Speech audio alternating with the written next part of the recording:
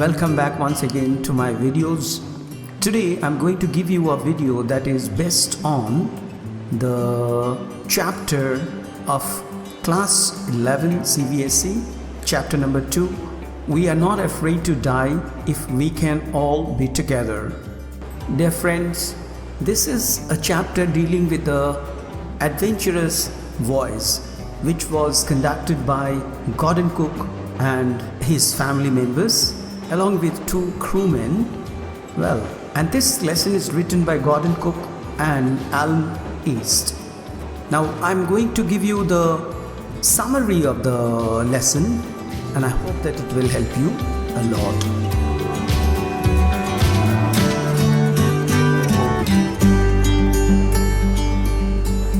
It was July 1976. The narrator started his journey from Plymouth, England. The narrator is a 37-year-old businessman. With him, his wife Mary, daughter Susan, who is 7 years old, and his son Jonathan, who is 6 years old, are also going. They are going in a specially built boat called Wave Walker. The boat was 23 meters long and 30-ton wooden-hulled beautiful boat. The boat was tested in the roughest weather and in the roughest seas, British waters, right? The first leg, here leg means a stage of journey. The first stage of journey was very peaceful and pleasant as they sailed down the west coast of Africa to Cape Town. Now before heading east, they employed 2 crewmen. One was American Larry Vigil and the other one was Swiss Herb Sigler to help Gordon Cook in his roughest sea journey around the world. Actually, they were going from England to Australia. It was the it was the repeat journey by Gordon Cook, which was done many years ago, 200 years ago by Captain James Cook. Now, on their second day from Cape Town, they began to encounter very strong gales. And for the next few weeks, the storm blew continuously, but the waves were gigantic and the waves were as high as 15 meters. The sea became very rough and the weather was very hostile. Atrocious weather. On 25th of December, they were 3,500 kilometers east of Cape Town, right? Then, on the 1st of January 1977, the waves were gigantic. The boat was moving pretty fast and it was really dangerous situation, a perilous situation. So, as to slow down the speed of the boat, they brought down the storm jeep and they took a lot of other precautions to secure the boat. At about 6 p.m. they experienced a strange silence coupled with intriguing wind and darkness. Then came the gigantic wave vertically with a frightful breaking crest. The wave walker was crashed and the narrator fell overboard. He felt the approaching death. Actually, the starboard side of the boat was crashed. Starboard side means the right side and the left side is called the port side of the boat.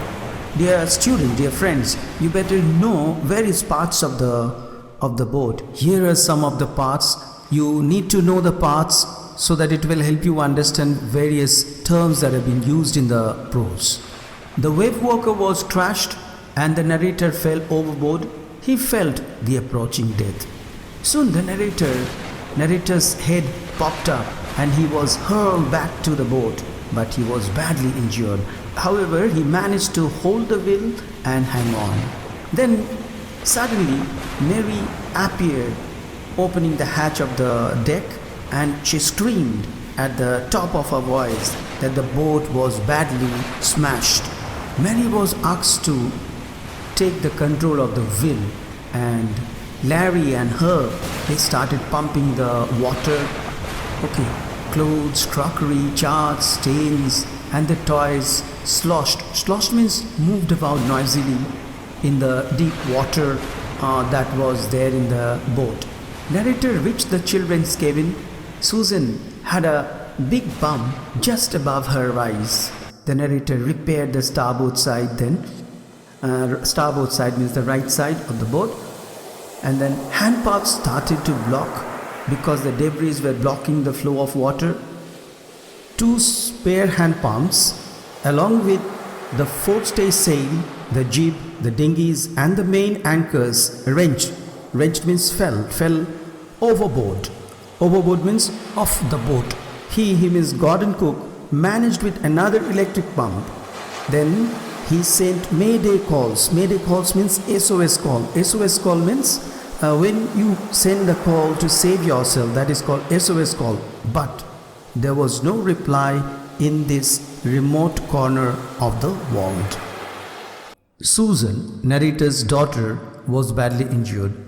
She had swollen head, black eyes and a deep cut on her arm. By 3rd January morning, the situation improved a little bit. They survived around 15 hours of bad weather and big waves, which hit the boat very badly. Wave Walker would not hold together long enough to reach Australia because they were going to Australia. So the narrator decided to reach some other places nearby so that they could reach there easily. And after the calculation and checking the maps and charts, he discovered that there were 2 islands, but out of these 2 islands, Isle Amsterdam was better to reach. He tried to reach any one of these.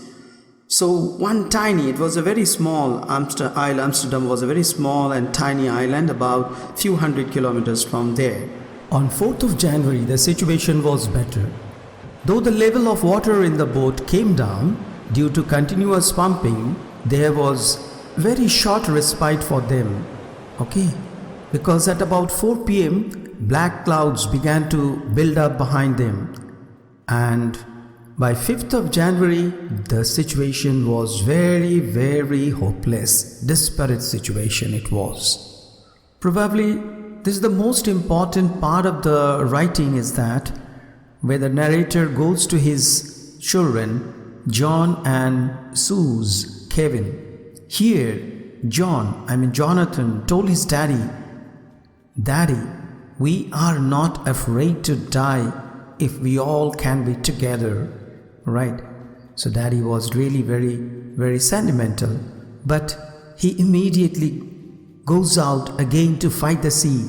Then the narrator made an improvised anchor with a barrel of paraffin and nylon rope.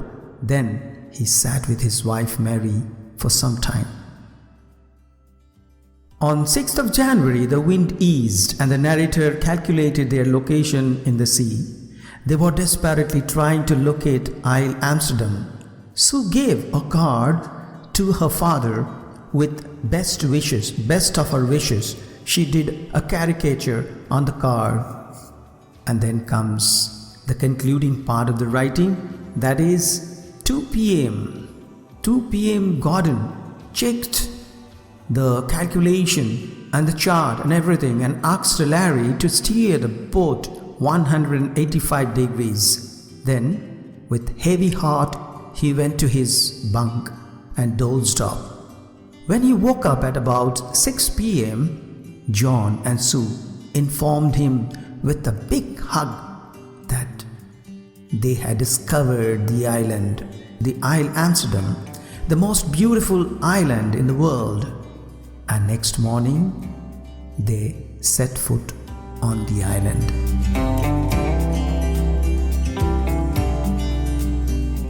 It was a beautiful journey and it was a beautiful piece of writing, my dear friends. It gives you the courage to fight against the oddities of life, and this writing is giving us the inspiration how you can fight with any kind of difficulties in life, right? So with that note, I would like to thank you. If you have liked this video, I hope that you will subscribe, you will like, you will give me thumbs up. It inspires me a lot more and more videos. With that note, bye. Have a very good day.